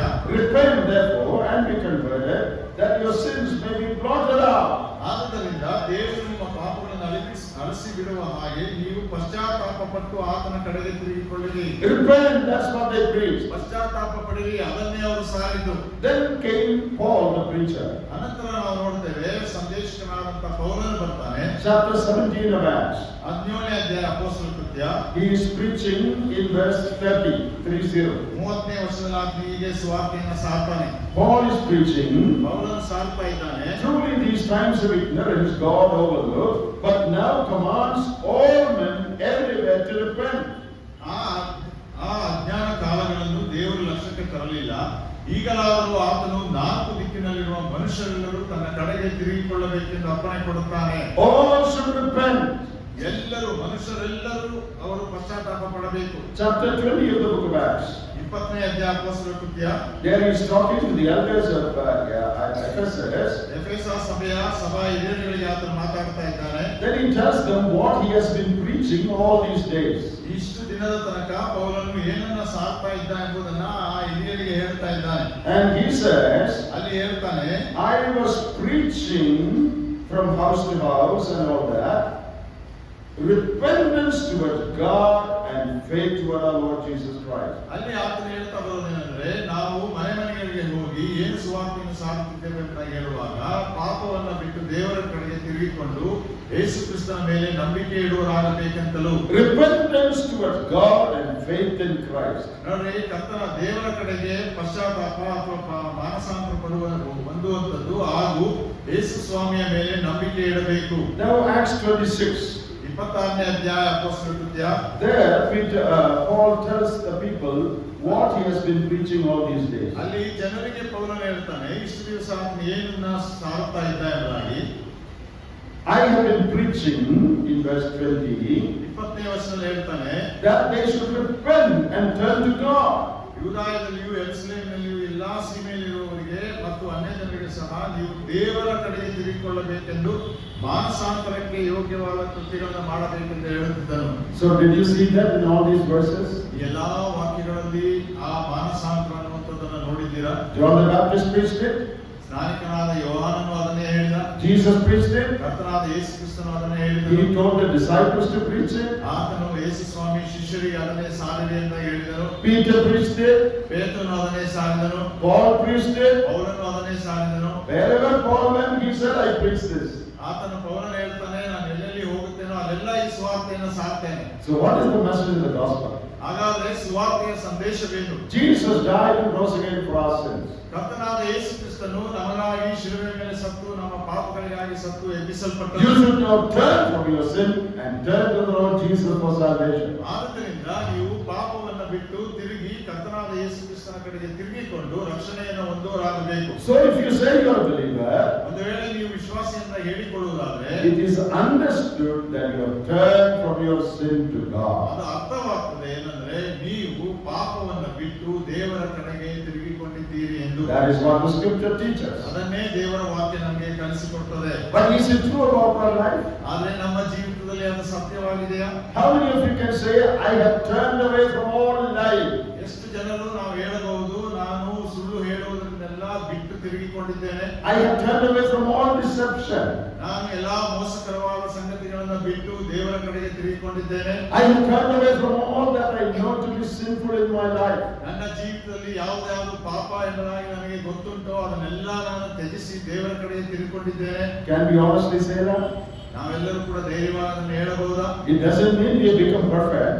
ಅಂದ್ರೆ ಅದರ ಅರ್ಥ ನಾನು ಪರಿಪೂರ್ಣನಾಗಿದ್ದೇನೆ ಅಂತಲ್ಲ. We may be failing once in a while. ಒಂದು ವೇಳೆ ನಾವು ನಮ್ಮ ಜೀವಿತಗಳಲ್ಲಿ ಸೋತು ಹೋಗಬಹುದು. But the moment we fail, we confess and set it right. ಆಗ ಯಾವ ಕ್ಷಣದಲ್ಲಿ ನಾವು ಸೋತು ಹೋಗ್ತೇವೋ ಅದನ್ನು ತಕ್ಷಣ ನಾವು ಸರಿಪಡಿಸಿಕೊಳ್ಳಬಹುದು. Before I was saved, ರಕ್ಷಣೆ ಹೊಂದುವುದಕ್ಕಿಂತ ಮುಂಚೆ I was running after sin. ನಾನು ಪಾಪದ ಹಿಂದೆ ಹೋಗ್ತಾ ಇದ್ದೆ. Now that I am saved, ಈಗ ನಾನು ರಕ್ಷಿಸಲ್ಪಟ್ಟಿದ್ದೇನೆ. I am running away from sin. ನಾನು ಪಾಪವನ್ನು ಬಿಟ್ಟು ಓಡ್ತಾ ಇದ್ದೇನೆ. Are we running away from sin? ನಾವು ಪಾಪವನ್ನು ಬಿಟ್ಟು ಓಡ್ತಾ ಇದ್ದೇವೆ, Or are we still making friendship with sin? ಅಥವಾ ನಾವು ಆ ಪಾಪದೊಂದಿಗೆ ಇನ್ನೂ ಸ್ನೇಹದಲ್ಲಿ ಇದ್ದೇವೆ? How clear the word of God is. ದೇವರ ವಾಕ್ಯ ಎಷ್ಟು ಸ್ಪಷ್ಟವಾಗಿ ಹೇಳ್ತದೆ. Now repentance is not just taking a decision that from tomorrow I'll be good. ಮಾನಸಾಂತರ ಪಶ್ಚಾತ್ತಾಪ ಅನ್ನುವಂಥದ್ದು ನಾವು ಕೇವಲ ಒಂದು ನಿರ್ಧಾರ ಮಾಡುವಂಥದ್ದಲ್ಲ, ನಾಳೆಯಿಂದ ನಾನು ಚೆನ್ನಾಗಿ ಸರಿಯಾಗಿರ್ತೇನೆ ಎಂದಾಗಿ. From the 1st of January I will not drink. ಮೊದಲನೇ ಜನವರಿ ತಿಂಗಳಿಂದ ನಾನು ಕುಡಿಯುವುದಿಲ್ಲ. That is not repentance. ಅದು ಪಶ್ಚಾತ್ತಾಪವಲ್ಲ. That is just a decision you make. ಅದೊಂದು ಕೇವಲ ನಾವು ಮಾಡುವಂತ ನಿರ್ಧಾರ. Repentance is turning from your sin and turning to the Lord Jesus. ಪಶ್ಚಾತ್ತಾಪ ಮಾನಸಾಂತರ ಅಂದ್ರೆ ಪಾಪವನ್ನ ಬಿಟ್ಟು ತಿರುಗುವಂಥದ್ದು, ಕರ್ತನಾದ ಯೇಸು ಕ್ರಿಸ್ತನ ಕಡೆಗೆ ತಿರುಗುವಂಥದ್ದು. So I hope that is very clear to all of us. ನಾನು ನೆನೆಸ್ತೇನೆ ಇವೆಲ್ಲವೂ ನಿಮಗೆ ಸ್ಪಷ್ಟವಾಗಿದೆ ಎಂದಾಗಿ. I am a Christian. ನಾನೊಬ್ಬ ಕ್ರೈಸ್ತನು. What does that mean? ಅದರ ಅರ್ಥವೇನು? I have turned away from sin to God. ನಾನು ನನ್ನ ಪಾಪಗಳನ್ನು ಬಿಟ್ಟು ದೇವರ ಕಡೆಗೆ ತಿರುಗಿಕೊಂಡಿದ್ದೇನೆ ಎಂಬುದಾಗಿ. I don't like to sin anymore. ನಾನು ಇನ್ನೆಂದಿಗೂ ಪಾಪವನ್ನ ಮಾಡಲಿಕ್ಕೆ ಇಷ್ಟಪಡುವುದಿಲ್ಲ. I am running away from sin. ನಾನು ಪಾಪವನ್ನು ಬಿಟ್ಟು ಓಡಿ ಹೋಗುತ್ತೇನೆ. I hate sin. I don't entertain sin. ನಾನು ಪಾಪವನ್ನು ಹಾಗೆ ಮಾಡುತ್ತೇನೆ. ನಾನು ಪಾಪವನ್ನ ನನ್ನದಾಗಿ ತೆಗೆದುಕೊಳ್ಳುವುದಿಲ್ಲ. This is not for some special Christians. This is for every child of God. ಇದು ಕೇವಲ ವಿಶೇಷವಾದ ಕೆಲವು ಕ್ರೈಸ್ತರಿಗೆ ಮಾತ್ರವಲ್ಲ, ಆದರೆ ಪ್ರತಿಯೊಬ್ಬ ದೇವರ ಮಗ ಮಗಳಿಗೂ ಅನ್ವಯಿಸುವಂತದ್ದು. A second truth about sin. ಎರಡನೇ ಸತ್ಯ ಪಾಪದ ಕುರಿತಿರುವಂತದ್ದು. A believer is one who is clearly instructed not to sin. ಒಬ್ಬ ವಿಶ್ವಾಸಿ ಯಾರು ಎಂಬುದಾಗಿ ನೋಡುವಾಗ ಅವನಿಗೆ ಸ್ಪಷ್ಟವಾಗಿ ತಿಳಿಸಲ್ಪಟ್ಟಿದೆ, ಉಪದೇಶ ಕೊಡಲ್ಪಟ್ಟಿದೆ. ಏನಂದ್ರೆ ಆತನು ಪಾಪವನ್ನ ಮಾಡಬಾರದು. In many places in the New Testament, ನಾವು ಹೊಸ ಒಡಂಬಡಿಕೆಯ ಅನೇಕ ಸ್ಥಳಗಳಲ್ಲಿ ನೋಡ್ತೇವೆ. we see that we are instructed, don't sin. ನಮಗೆ ಅಲ್ಲಿ ವಾಕ್ಯದಲ್ಲಿ ಬೋಧಿಸಲ್ಪಟ್ಟಿದೆ ಅಥವಾ ಎಚ್ಚರಿಸಲ್ಪಟ್ಟಿದೆ, ಏನಂದ್ರೆ ಪಾಪವನ್ನ ಮಾಡಬೇಡಿರಿ. John chapter 5. ಯೋಹಾನ ಸುವಾರ್ತೆ 5ನೇ ಅಧ್ಯಾಯ. There the Lord healed a man sick for 38 years. ನಾವಲ್ಲಿ ಬಂಧಿಸಲ್ಪಟ್ಟಂತ ಅಥವಾ ಕಾಯಿಲೆಯಿಂದ ಬಂಧನಕ್ಕೊಳಗಾದಂತ 38 ವರ್ಷಗಳಿಂದ ಬಿಡುಗಡೆ ಹೊಂದದಂತ ಒಬ್ಬ ಮನುಷ್ಯನನ್ನು ನೋಡ್ತೇವೆ. And later Jesus met him in the temple. ಅನಂತರ ಆ ಮನುಷ್ಯನನ್ನ ಯೇಸು ಕ್ರಿಸ್ತನು ದೇವಾಲಯದಲ್ಲಿ ಸಂಧಿಸ್ತಾನೆ. John 5 verse 14. ನಾವು ಯೋಹಾನ ಸುವಾರ್ತೆ 5ನೇ ಅಧ್ಯಾಯ 14ನೇ ವಚನ. Afterward Jesus found him in the temple and said to him, "See, you have been made well. Sin no more." ಅಲ್ಲಿ ಆತನು ಹೇಳ್ತಾನೆ, ಯೇಸು ಸ್ವಾಮಿ ಆ ಮನುಷ್ಯನಿಗೆ, ಈಗ ನಿನಗೆ ಸ್ವಸ್ಥವಾಯಿತಲ್ಲ, ಇನ್ನು ಮೇಲೆ ಪಾಪ ಮಾಡಬೇಡ. Sin no more. ಇನ್ನು ಮೇಲೆ ಪಾಪ ಮಾಡಬೇಡ. That is the Lord's instruction. ಅದು ದೇವರು ಕೊಡುವಂತ ಒಂದು ಸಂದೇಶ. It is not just a suggestion. He doesn't say it's a good thing if you don't sin. ಆತನು ಯೇಸು ಸ್ವಾಮಿ ಅಥವಾ ದೇವರು ನೀನು ಪಾಪ ಮಾಡದಿದ್ದರೆ ಒಳ್ಳೆಯದೇ ಎಂಬುದಾಗಿ ಕೇವಲ ಸಲಹೆಗಳನ್ನು ಕೊಡ್ತಾ ಇಲ್ಲ. Sin no more. ಆತನು ಹೇಳುವುದೇನೆಂದ್ರೆ ಕಡಾಖಂಡಿತವಾಗಿ ಇನ್ನು ಮೇಲೆ ಪಾಪ ಮಾಡಬೇಡ. John chapter 8. ಯೋಹಾನ ಸುವಾರ್ತೆ 8ನೇ ಅಧ್ಯಾಯ. There a woman caught in adultery what was brought to the Lord. ಅಲ್ಲಿ ನಾವು ನೋಡ್ತೇವೆ, ವ್ಯಭಿಚಾರದಲ್ಲಿ ಹಿಡಿಯಲ್ಪಟ್ಟಂತ ಒಬ್ಬ ಸ್ತ್ರೀಯನ್ನ ಆತನ ಬಳಿಗೆ ಕರ್ಕೊಂಡು ಬರ್ತಾರೆ. And the Lord told her, ಆಕೆಗೆ ಯೇಸು ಸ್ವಾಮಿ ಹೇಳ್ತಾನೆ, verse 11, John 8:11, 8ನೇ ಅಧ್ಯಾಯ 11ನೇ ವಚನ, "No, neither do I condemn you. Go and sin no more." ಯೇಸು ಆಕೆಗೆ, ನಾನು ನಿನಗೆ ಶಿಕ್ಷೆ ವಿಧಿಸುವುದಿಲ್ಲ, ಹೋಗು, ಇನ್ನು ಮೇಲೆ ಪಾಪ ಮಾಡಬೇಡ. Go means I have forgiven you. ಅಂದ್ರೆ ಹೋಗು ಅಂತ ಹೇಳುವಾಗ ನಾನು ನಿನ್ನನ್ನು ಕ್ಷಮಿಸಿದ್ದೇನೆ ಎಂದಾಗ ಅರ್ಥ. I don't condemn you. ನಾನು ನಿನ್ನನ್ನ ದಂಡಿಸುವುದಿಲ್ಲ ಎಂದಾಗ ಅರ್ಥ. You are forgiven. ನಿನಗೆ ಕ್ಷಮಾಪಣೆ ಉಂಟಾಗಿದೆ, But ಆದರೆ don't sin anymore. ಮತ್ತೆ ಪಾಪ ಮಾಡಬೇಡ. That is what the Lord tells everyone whom He has forgiven. ಯಾರ್ಯಾರ ಪಾಪಗಳನ್ನು ಕ್ಷಮಿಸಿದ್ದಾನೋ ಅವರೆಲ್ಲರಿಗೂ ಕರ್ತನು ಹೇಳುವುದೇನೆಂದ್ರೆ ಇನ್ನು ಮೇಲೆ ಪಾಪವನ್ನು ಮಾಡಬಾರದು. Has the Lord forgiven your sin? ದೇವರು ಕರ್ತನಾದ ಯೇಸು ಕ್ರಿಸ್ತನು ನಿಮ್ಮ ಪಾಪಗಳನ್ನು ಕ್ಷಮಿಸಿದ್ದಾನಾ? Has the Lord forgiven your sin? ಯೇಸು ಕ್ರಿಸ್ತನು ನಿಮ್ಮ ಪಾಪಗಳನ್ನು ಕ್ಷಮಿಸಿದ್ದಾನಾ? Then He tells you, sin no more. ಅವಾಗ ನಿಮ್ಗೆ ಆತ ಹೇಳ್ತಾನೆ, ಇನ್ನು ಮೇಲೆ ಪಾಪ ಮಾಡಬೇಡ. First epistle of John chapter 2. ಯೋಹಾನ ಬರೆದ ಮೊದಲನೇ ಪತ್ರಿಕೆ 2ನೇ ಅಧ್ಯಾಯ. First epistle of John chapter 2 and verse 1. ಯೋಹಾನ ಬರೆದ ಮೊದಲನೇ ಪತ್ರಿಕೆ 2ನೇ ಅಧ್ಯಾಯ 1ನೇ ವಚನ. My little children, I write this unto you that you may not sin. ನನ್ನ ಪ್ರಿಯರಾದ ಮಕ್ಕಳೇ, ನೀವು ಪಾಪ ಮಾಡದಂತೆ ಈ ಮಾತುಗಳನ್ನು ನಿಮಗೆ ಬರೆಯುತ್ತೇನೆ. I write this so that you may not sin. ನಾನು ಇದನ್ನು ಬರೆಯೋದು ಯಾಕೆ ಎಂಬುದಾಗಿ ನೋಡುವಾಗ ನೀವು ಪಾಪ ಮಾಡಬಾರದು ಎಂಬುದಾಗಿ. Don't sin. ಪಾಪ ಮಾಡಬೇಡಿ. That is the instruction given to us. ಅದನ್ನೇ ಆ ಸಲಹೆಗಳೇ ಅಥವಾ ಪಾಠವೇ ನಮಗೆ ತಿಳಿಸಲ್ಪಟ್ಟಿರುವಂತದ್ದು. But that verse also says, but if any man sin. ಆದರೆ ಅದೇ ವಾಕ್ಯ ಮುಂದುವರೆದು ಹೇಳಲ್ಪಡುತ್ತದೆ, ಆದರೆ ಯಾವನಾದರೂ ಪಾಪ ಮಾಡಿದರೆ You are not to sin. ನಾವು ಪಾಪ ಮಾಡಬಾರದು. But in case you fall into sin. ಒಂದು ವೇಳೆ ನೀವು ಪಾಪದಲ್ಲಿ ಬಿದ್ದರೆ, That is not a license to sin. ಅಂದ್ರೆ ನಮಗೆ ಒಂದು ಪಾಪ ಮಾಡಲಿಕ್ಕಾಗಿರುವಂತಹ ಹಕ್ಕು ಪರಿಮಿತಿ ಅಲ್ಲ. But that is only in the case of a failure. ಒಂದು ವೇಳೆ ನೀವು ಸೋತು ಹೋಗುವುದಾದರೆ, That is not the norm. ಅದು ಇರುವಂತಹ ಯಾವಾಗಲೂ ನಮಗೆ ಸಾಮಾನ್ಯವಾಗಿರುವಂತಹ ಸಂಗತಿ ಅಲ್ಲ. When you sin, your relationship with God is not broken. ನೋಡ್ರಿ, ನಾವು ಪಾಪ ಮಾಡುವಾಗ ವಿಶ್ವಾಸಿಗಳು ದೇವರೊಟ್ಟಿಗಿನ ಸಂಬಂಧ ಮುರಿದು ಬೀಳುವುದಿಲ್ಲ. But their fellowship with God is broken. ಆದ್ರೆ ದೇವರೊಟ್ಟಿಗಿನ ಅನ್ಯೋನ್ಯತೆ ಮುರಿದು ಹೋಗ್ತದೆ. And when you confess your sin, ಆದ್ರೆ ನಾವು ಆ ಪಾಪವನ್ನು ಒಪ್ಪಿಕೊಳ್ಳುವಾಗ 1 John 1:9, ನಾವು ಮೊದಲನೇ 1ನೇ ಅಧ್ಯಾಯ 9ನೇ ವಚನ, if we confess our sin, He is faithful and just to forgive us. ನಮ್ಮ ಪಾಪಗಳನ್ನು ಒಪ್ಪಿಕೊಂಡು ಅರಿಕೆ ಮಾಡಿದರೆ ಆತ ನಂಬಿಗಸ್ತನು ನೀತಿವಂತನಾಗಿರುವುದರಿಂದ ನಮ್ಮ ಪಾಪಗಳನ್ನು ಕ್ಷಮಿಸಿಬಿಟ್ಟು. But our aim is no sin. ಆದ್ರೆ ನಮ್ಮ ಗುರಿ ಏನಾಗಿರ್ಬೇಕಂದ್ರೆ ಪಾಪ ಇರಬಾರದು. Now don't say, even if I sin, I confess, the Lord will forgive me, so let me sin. ಆದ್ದರಿಂದ ನಾವು ಈ ರೀತಿ ಹೇಳಬಾರದು. ಒಂದು ವೇಳೆ ನಾನು ಪಾಪ ಮಾಡಿ ಒಪ್ಪಿಕೊಂಡ್ರೆ ದೇವರು ಕ್ಷಮಿಸ್ತಾನೆ, ಆದ್ರಿಂದ ಪಾಪ ಮಾಡೋಣ. Don't say like that. ಅದನ್ನ ನಾವು ಎಂದಿಗೂ ಹೇಳಬಾರದು. That is abnormality. There is something wrong with you. ಅದು ತೊಂದರೆಯನ್ನ ಅಥವಾ ನಮ್ಮಲ್ಲಿ ಇರುವಂತ ಏನೋ ಒಂದು ತಪ್ಪಾದಂತ ಸಂಗತಿ. It is true, if you sin, there is forgiveness. ನಾವು ಸತ್ಯವಾಗಿದೆ, ನಾವು If you sin and confess, there is forgiveness. ನಾವು ಪಾಪ ಮಾಡಿ ಒಪ್ಪಿಕೊಳ್ಳುವುದಾದ್ರೆ ಕ್ಷಮಾಪಣೆ ಉಂಟು. But that doesn't mean you can sin. ಆದ್ರೆ ಅದರ ಅರ್ಥ ನಾವು ಪಾಪ ಮಾಡಬಹುದು ಎಂದಾಗಲ್ಲ. Suppose when you go back home tonight after the meeting, ಈ ಕೂಟಗಳೆಲ್ಲ ಆದ ಮೇಲೆ ಈ ರಾತ್ರಿ ನೀವು ಮನೆಗಳಿಗೆ ಹಿಂದಿರುಗುವಾಗ it is dark on the way. ಒಂದು ವೇಳೆ ರಸ್ತೆಯಲ್ಲಿ ಕತ್ತಲಿರುತ್ತದೆ, You slip and fall into a dirty ditch ನಾವು ಜಾರಿ ಒಂದು ಕೊಳಚೆಯಲ್ಲಿ ನಾವು ಬಿದ್ದು ಹೋಗ್ತೇವೆ by mistake. ತಪ್ಪಾಗಿ. What do? ನಾವೇನ್ ಮಾಡ್ತೇವೆ? Your clothes is dirty. ನಮ್ಮ ಬಟ್ಟೆ ಎಲ್ಲ ಕೊಳಕಾಗಿದೆ. You immediately get up. ನಾವು ತಕ್ಷಣ ಎದ್ದೇಳ್ತೇವೆ. You go home. ಮನೆಗೆ ಹೋಗ್ತೇವೆ. Change your dress. ಅದನ್ನ ಬದಲಾಯಿಸ್ತೇವೆ. Wash your clothes with soap and all that. ಬಟ್ಟೆಯನ್ನು ನಮ್ಮ ಮೈಯನ್ನೆಲ್ಲ ಸೋಪಿನಿಂದ ತೊಳ್ಕೊಳ್ತೇವೆ. It is clean again. ಮತ್ತೆ ಅದು ಶುದ್ಧವಾಗ್ತದೆ. Tomorrow night, ನಾಳೆ ಮತ್ತೆ ಸಾಯಂಕಾಲ ರಾತ್ರಿ you are again going the same way after the meeting. ಅದೇ ದಾರಿಯಲ್ಲಿ ನೀವು ಕೂಟಗಳಾದ ನಂತರ ಮನೆಗೆ ಹೋಗ್ತಾ And you ಇದ್ದೀರಾ. come to the same ditch. ಅದೇ ಸ್ಥಳಕ್ಕೆ ನೀವು ಆ ಗುಂಡಿ ಹತ್ರ ಬರ್ತೀರಾ. Then what do you say? ಅವಾಗ ನೀವೇನ್ ಮಾಡ್ತೀರಾ? Oh, even if I fall, there is soap in the house. ನಾನೀಗ ಬಿದ್ರು ಪರವಾಗಿಲ್ಲ, ಮನೆಯಲ್ಲಿ ಸೋಪಿದೆ, So let me fall. ಅದರಿಂದ ಬೀಳೋಣ.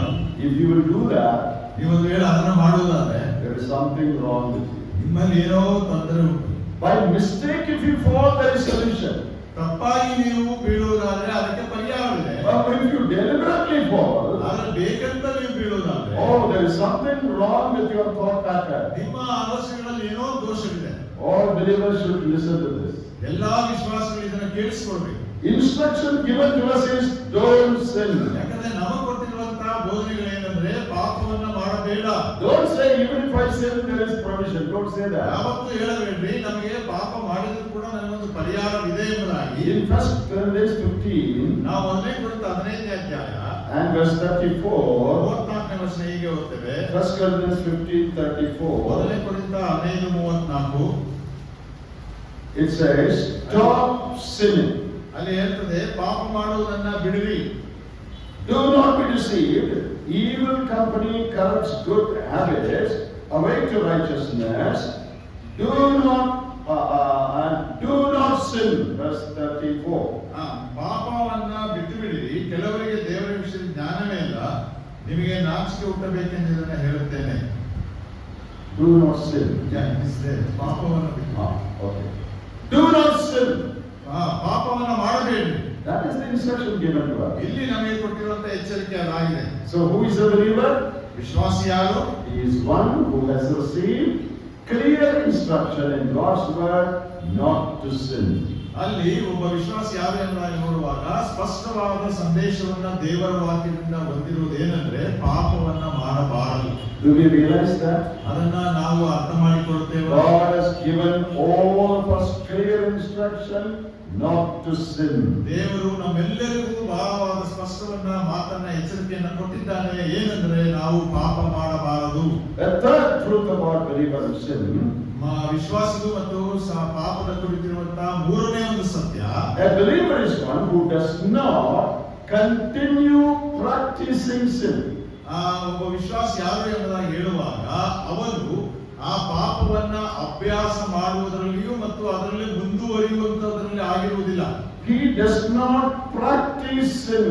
ಆತನು ಎಂದಿಗೂ ಕೂಡ ಆ ಪಾಪವನ್ನ ಅಭ್ಯಾಸ ಮಾಡುವುದಿಲ್ಲ. Come to chapter 3 of First Epistle of John. ಮೊದಲನೇ ಯೋಹಾನ 3ನೇ ಅಧ್ಯಾಯ. First Epistle of John, chapter 3. ಮೊದಲನೇ ಯೋಹಾನ 3ನೇ ಅಧ್ಯಾಯ. Look at verse 8. 8ನೇ ವಚನವನ್ನು ನೋಡೋಣ. He who sins is of the devil, for the devil has sinned from the beginning. ಪಾಪವನ್ನ ಮಾಡುವವನು ಸೈತಾನನಿಂದ ಹುಟ್ಟಿದವನಾಗಿದ್ದಾನೆ, ಆದಿಯಿಂದಲೂ ಸೈತಾನನು ಪಾಪ ಮಾಡುವವನಾಗಿದ್ದಾನಲ್ಲ. He who sins. ಯಾರು ಪಾಪ ಮಾಡುತ್ತಾರೋ, See there, it is present continuous tense. ಅಂದ್ರೆ ಅಲ್ಲಿ ಇವತ್ತಿನ ಕಾಲಮಾನದಲ್ಲಿ ಮುಂದುವರಿಯುವಂತ ಒಂದು ಮಾತು. ಈಗ It is in the present tense. It is not talking about isolated acts of sin by mistake. It is talking about continuous lifestyle of sin. ಇಲ್ಲಿ ನಾವು ನೋಡ್ತಾ ಬರುವಾಗ ವಾಕ್ಯವನ್ನು ಅರ್ಥ ಮಾಡಿಕೊಳ್ಳಬೇಕಾದ್ದೇನೆಂದ್ರೆ ಎಲ್ಲೋ ಅಪ್ಪಿತಪ್ಪಿ ಮಾಡುವಂತ ಪಾಪದ ಕುರಿತು ಇಲ್ಲಿ ಬರೆಯುತ್ತಾ ಇಲ್ಲ, ಆದ್ರೆ ಪಾಪ ಮಾಡುತ್ತಾ ಮುಂದುವರಿಯುವಂತ ವಿಷಯದಲ್ಲಿ ಬರೀತಾ ಇದೆ. In first epistle of John chapter 3, ಮೊದಲನೇ ಯೋಹಾನ 3ನೇ ಅಧ್ಯಾಯ and verse 4, 4ನೇ ವಚನ, whoever commits sin is also sin also commits lawlessness, and sin is lawlessness. ಪಾಪ ಮಾಡುವ ಪ್ರತಿಯೊಬ್ಬನು ಅಧರ್ಮವನ್ನ ಮಾಡುವವನಾಗಿದ್ದಾನೆ, ಪಾಪವು ಅಧರ್ಮವೇ. Verse 9, 9ನೇ ವಚನ, whoever has been born of God does not sin. ದೇವರಿಂದ ಹುಟ್ಟಿದವನು ಪಾಪ ಮಾಡನು. Here, when it says does not sin, it refers to present life of sin as a habit. ಇಲ್ಲಿ ಪಾಪ ಮಾಡನು ಎಂಬುದಾಗಿ ಹೇಳುವಾಗ ಈಗ ಇರುವಂತ ಪಾಪದ ಜೀವಿತ ಅದು ಮುಂದುವರಿಯುವುದಿಲ್ಲ ಎಂಬುದಾಗಿ. We believers do not continue in sin. ನಾವು ವಿಶ್ವಾಸಿಗಳು ಪಾಪದಲ್ಲಿ ಮುಂದುವರಿಯುವಂತವರಲ್ಲ. It is referring to a continuous characteristic behavior. ಅಂದ್ರೆ ನಮ್ಮಲ್ಲಿರುವಂತ ಯಾವಾಗಲೂ ನಿರಂತರವಾಗಿ ಪಾಪ ಮಾಡುವಂತ ಸ್ವಭಾವದ ಒಂದು ಸಂಗತಿಯನ್ನ ಇಲ್ಲಿ ಬರೀತಾ ಇದೆ. A child of God does not persist in a lifestyle of habitual sin. ಅಂದ್ರೆ ಒಬ್ಬ ವಿಶ್ವಾಸಿ ತನ್ನ ಜೀವಿತದಲ್ಲಿ ಎಂದಿಗೂ ಒಂದು ಅಭ್ಯಾಸವಾಗಿ ಪಾಪವನ್ನ ಮಾಡುವಂತವನಾಗಿರುವುದಿಲ್ಲ. A believer may be falling into sin once in a while, ಯಾವಾಗಲೂ ಒಂದೊಂದು ಸಲ ಒಬ್ಬ ವಿಶ್ವಾಸಿ ಅಪ್ಪಿತಪ್ಪಿ ಪಾಪದಲ್ಲಿ ಬೀಳಬಹುದು, but immediately he corrects himself. ಆದ್ರೆ ತಕ್ಷಣ ತನ್ನನ್ನು ಸರಿಪಡಿಸಿಕೊಳ್ತಾನೆ. That is not his habit. ಅದು ಅವನ ಅಭ್ಯಾಸವಾಗಿಲ್ಲ, That is a failure. ಅದು ಒಂದು ಸೋಲಾಗಿದೆ. What is his habit? ಅವನ ಅಭ್ಯಾಸವೇನು? Live a clean life. ಒಂದು ಪರಿಶುದ್ಧ ಜೀವಿತವನ್ನು ಜೀವಿಸಬೇಕು. That is his lifestyle. ಅದು ಅವನ ಜೀವಿತದ ಒಂದು ಶೈಲಿ. Due to some failure, sometimes he may fall. ಆದ್ರೆ ಕೆಲವು ಸಲ ಕೆಲವು ಸೋಲುಗಳಿಂದ ನಾವು ಬಿಟ್ಟು ಹೋಗ್ತೇವೆ. But he doesn't lie there. ಆದ್ರೆ ಆತನ ಅಲ್ಲೇ ಇರುವಂತನಾಗಿಲ್ಲ. He wants to get up ಆತನ ಎದ್ದು ನಿಲ್ಲಬೇಕು, and continue. ಆನಂತರ ಪರಿಶುದ್ಧತೆಯಲ್ಲಿ ಮುಂದುವರಿಬೇಕು. You know, preachers usually use the example of a lamb and a pig. ನಾವು ಅನೇಕ ಸಂದೇಶಕರು ಸಾಧಾರಣವಾಗಿ ಒಂದು ಉದಾಹರಣೆಯನ್ನು ಉಪಯೋಗಿಸ್ತಾರೆ. ಯಾವುದೆಂತ ಹೇಳುವಾಗ ಒಂದು ಕುರಿಮರಿ ಮತ್ತು ಒಂದು ಹಂದಿ. A believer is like a lamb. ಒಬ್ಬ ವಿಶ್ವಾಸಿ ಕುರಿಮರಿಯ ಹಾಗೆ ಇದ್ದಾನೆ. It is a clean animal. ಅದು ಬಹಳ ಶುದ್ಧವಾದಂತ ಪ್ರಾಣಿ. It eats green grass. ಅದು ಯಾವಾಗಲೂ ಹಸಿರು ಹುಲ್ಲನ್ನೇ ಮೇಯ್ತದೆ. It doesn't play in the mire. ಅದು ಕೆಸರಿನಲ್ಲಿ ಆಟವಾಡುವುದಿಲ್ಲ. It doesn't like that. ಅದನ್ನ ಇಷ್ಟಪಡುವುದಿಲ್ಲ. It loves clean place. ಆದ್ರೆ ಯಾವಾಗಲೂ ಶುದ್ಧ ಸ್ಥಳವೇ ಬೇಕು. A believer is like that. ಅದು ಒಬ್ಬ ವಿಶ್ವಾಸಿಯ ಗುಣ. But a pig is different. ಆದ್ರೆ ಒಂದು ಹಂದಿ ಅದು ವ್ಯತ್ಯಾಸ ಉಂಟು. It loves mire, dirt. ಅದು ಬೇಸಿಗೆಯನ್ನು ಇಷ್ಟಪಡುತ್ತದೆ. It doesn't fall into the mire, it goes into the mire. ಅದು ಆ ಕೆಸರಿನಲ್ಲಿ ಬೀಳುವುದಿಲ್ಲ ಅಪ್ಪಿತಪ್ಪಿ, ಆದ್ರೆ ಕೆಸರಿನಲ್ಲಿ ಅದೇ ಪ್ರವೇಶಿಸುತ್ತದೆ. And it enjoys the dirt. ಅಲ್ಲಿರುವಂತ ಕೊಳಕನ್ನ ಅದು ಬಹಳ ಆನಂದಿಸುತ್ತದೆ. He plays in it. ಅದರಲ್ಲಿ ಆಟವಾಡುತ್ತದೆ.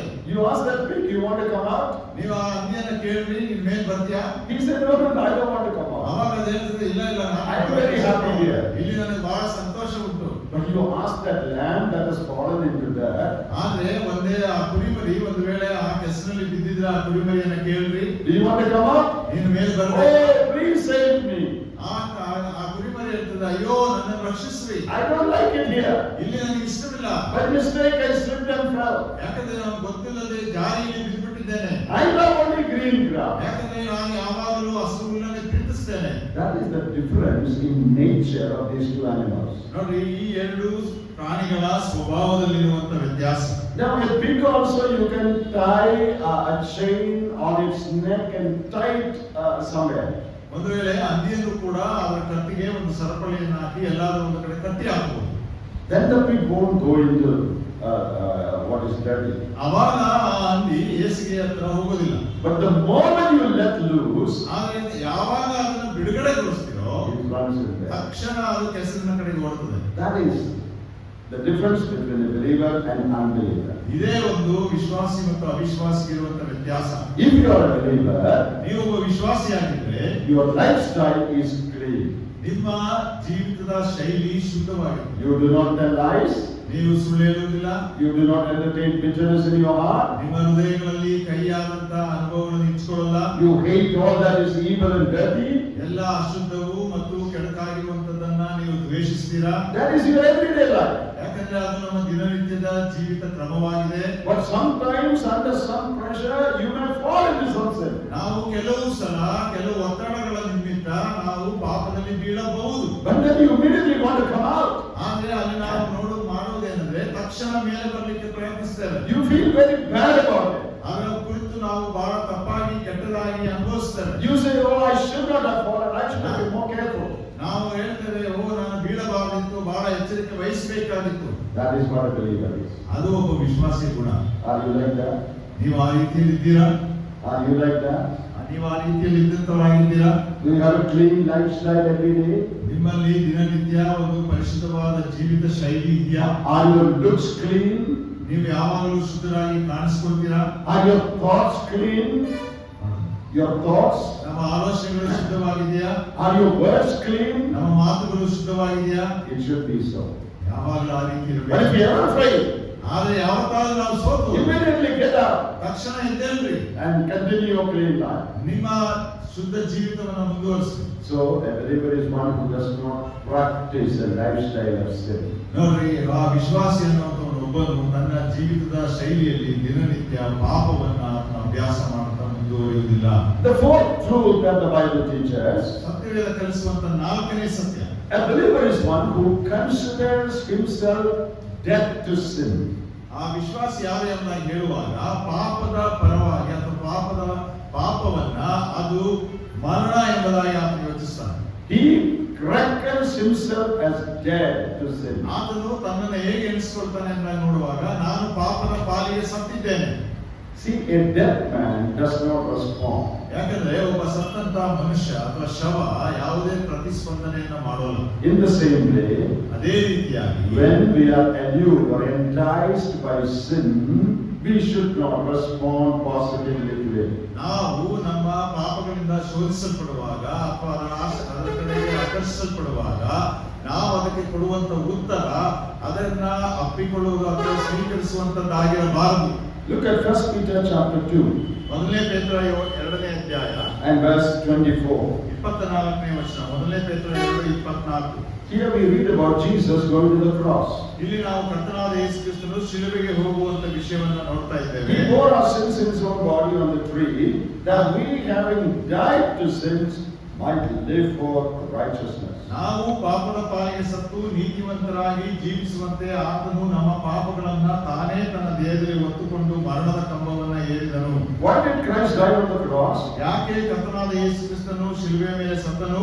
Not only to take us to heaven after we die, ಆತನು ಸತ್ತ ಮೇಲೆ ನಮ್ಮನ್ನ ಪರಲೋಕಕ್ಕೆ ತೆಗೆದುಕೊಂಡು ಹೋಗುವುದಕ್ಕಾಗಿ ಮಾತ್ರವಲ್ಲ, but that we might live a life dead to sin, alive to righteousness in this world. ಆದರೆ ಪಾಪದ ಪಾಲಿಗೆ ಸತ್ತಂತ ಜೀವಿತವನ್ನ ಜೀವಿಸಬೇಕು, ನೀತಿವಂತರಾಗಿ ಜೀವಿಸುವಂತೆ ಆತನು ನಮಗಾಗಿ ಸತ್ತನು. He died so that you might be dead to sin. ಆತನು ನಮಗಾಗಿ ಸತ್ತದ್ದು ಯಾಕಂದ್ರೆ ನಾವು ಪಾಪದ ಪಾಲಿಗೆ ಸತ್ತವರಾಗಬೇಕು And alive to righteousness. ನಾವು ನೀತಿವಂತರಾಗಿ ಜೀವಿಸುವಂತರಾಗಿರಬೇಕು. Look at Romans 6 and verse 11. ನಾವು ರೋಮಾಪುರದವರೆಗೆ ಬರೆದ ಪತ್ರಿಕೆ 6ನೇ ಅಧ್ಯಾಯ 11ನೇ ವಚನ. Likewise, you also reckon yourselves to be dead indeed to sin, but alive to God in Christ Jesus our Lord. ಅದೇ ಪ್ರಕಾರ ನೀವು ಸಹ ನಿಮ್ಮನ್ನು ಕ್ರಿಸ್ತ ಯೇಸುವಿನ ಐಕ್ಯದಿಂದ ಪಾಪದ ಪಾಲಿಗೆ ಸತ್ತವರು ದೇವರಿಗಾಗಿ ಜೀವಿಸುವವರು ಎಂದು ಎಣಿಸಿಕೊಳ್ಳಿರಿ. Consider yourself to be dead to sin. ನಾವು ಪಾಪದ ಪಾಲಿಗೆ ಸತ್ತವರು ಎಂಬುದಾಗಿ ಎಣಿಸಿಕೊಳ್ಳಬೇಕು. You should consider yourself every day, I am dead to sin.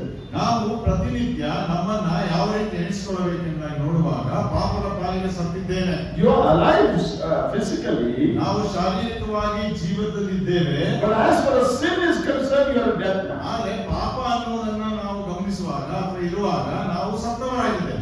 A dead man does not respond. ಹಾಗೆ ಆ ಶವ ಅನ್ನುವಂಥದ್ದು ಅಥವಾ ಸತ್ತಂತ ವ್ಯಕ್ತಿ ಅದನ್ನು ಸ್ಪಂದಿಸುವುದಿಲ್ಲ. Suppose here is a dead body. ಒಂದು ವೇಳೆ ಇಲ್ಲಿ ನಮ್ಮ ಮುಂದೆ ಒಂದು ಶವವಿದೆ. And you show him a 500 rupee note. ನೀವು ಅವನಿಗೆ 500 ರೂಪಾಯಿ ನೋಟನ್ನ ತೋರಿಸಿ. Will he open his eyes and look at it? ಅವಾಗ ಆ ಶವ ಕಣ್ಣುಗಳನ್ನ ತೆರೆದು ಅದನ್ನು ನೋಡ್ತದ? No. You show him a gold chain. ಒಂದು ವೇಳೆ ಚಿನ್ನದ ಒಂದು ಸರವನ್ನ ತೋರಿಸಿ, Come on, look at this gold chain. ನೋಡು ಈ ಚಿನ್ನದ ಸರ ಅಂತ ಹೇಳ್ರಿ. Will he smile? ಅವನು ನೆಗಾಡ್ತಾನ? If a dead body smiles, you will run away. ಒಂದು ವೇಳೆ ಆ ರೀತಿ ನೆಗಾಡಿದ್ರೆ ನಾವು ಅದನ್ನ ಬಿಟ್ಟು ಓಡೋಗ್ತೇವೆ. He is dead. ಆತನ ಸತ್ತು ಹೋಗಿದ್ದ. Whatever you show, he will not respond. ನೀವೇನೇ ತೋರಿಸ್ರಿ ಅವನು ಅದಕ್ಕೆ ಸ್ಪಂದಿಸೋದಿಲ್ಲ. I am dead, I cannot respond. ಅದೇ ರೀತಿ ನಾವು ಸತ್ತಂತವರಾಗಿದ್ದೇವೆ, ನಾವು ಸ್ಪಂದಿಸಬಾರದು.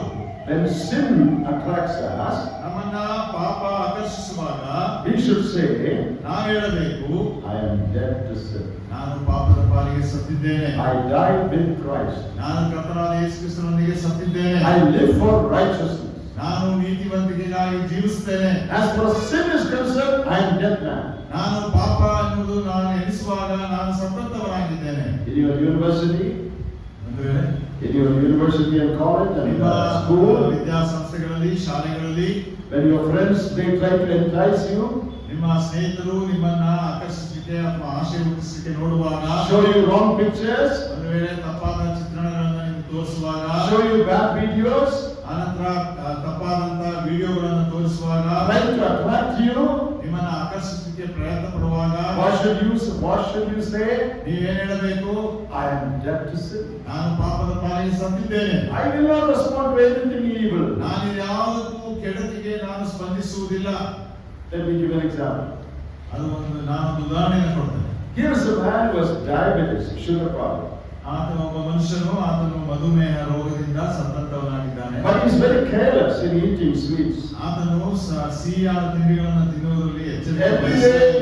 Every day he loves to eat laddu and jalebi. ಪ್ರತಿದಿನ ಆತನು ಲಡ್ಡು ಮತ್ತು ಜಿಲೇಬಿಯನ್ನು ತಿನ್ನಲಿಕ್ಕೆ He ಇಷ್ಟಪಡುತ್ತಿದ್ದ. cannot live without it. ಅದಿಲ್ಲದೆ ಅವನು ಜೀವಿಸಲಿಕ್ಕೆ ಆಗ್ತಾನೆ ಇರಲಿಲ್ಲ.